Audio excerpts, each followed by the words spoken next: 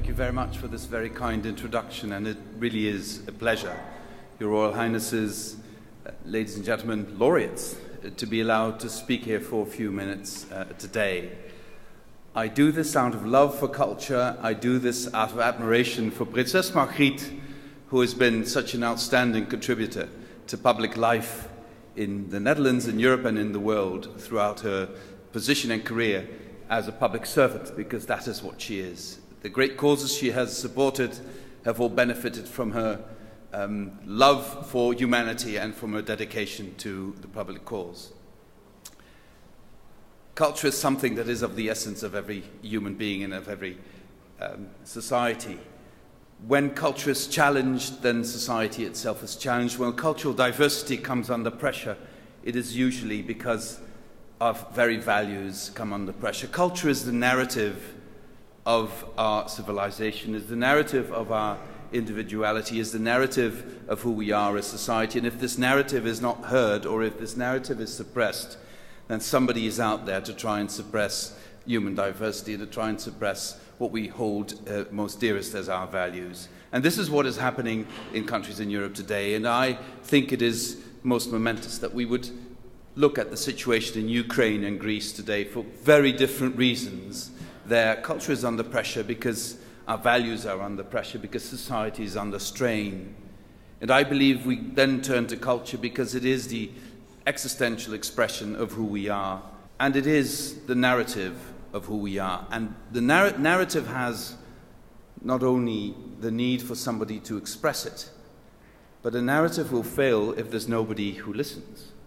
And one of the biggest challenges in Europe today is that we have all become very, very proficient at speaking, but we've lost sometimes the capacity to listen to what the other has to say. And in a culturally, ethnically, politically so diverse continent as Europe, the only way we can survive in our diversity is when we rekindle the beauty of listening and not just the beauty of speaking.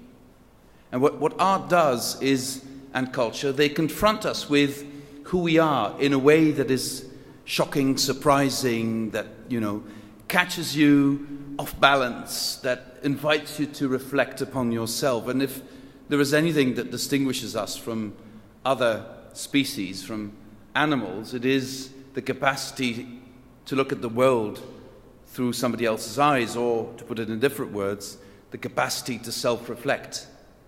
And this is what art does, and that's why art needs to be in the public place, and that is why artists who have the courage, under very difficult circumstances, to claim the public place, do this because they have this existential need to express a narrative, and not just to express it, but for people to listen to that narrative and to react to that narrative. I think we in Europe are challenged in a very existential way. It is not our economy that is threatened. It is not our money that is threatened. What is threatened are our very values, because our society is based on a certain set of values that we don't talk about enough, we don't look at enough. And art, at the end of the day, culture confronts us with our values in a very indirect way and makes us reflect upon them.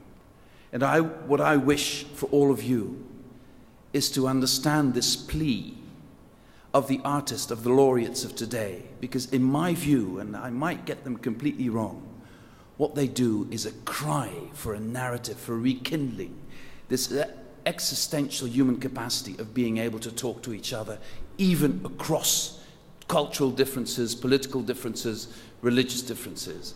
And as long as we, as Europeans, find that capacity, there is nothing we can not overcome. There is nothing, no challenge too big for our capacity to face it. If art can help us, if culture can help us, find again this existential European element of being able to reinvent ourselves, of being able to embrace optimism and take leave of pessimism, then I think we are heading for a bright future.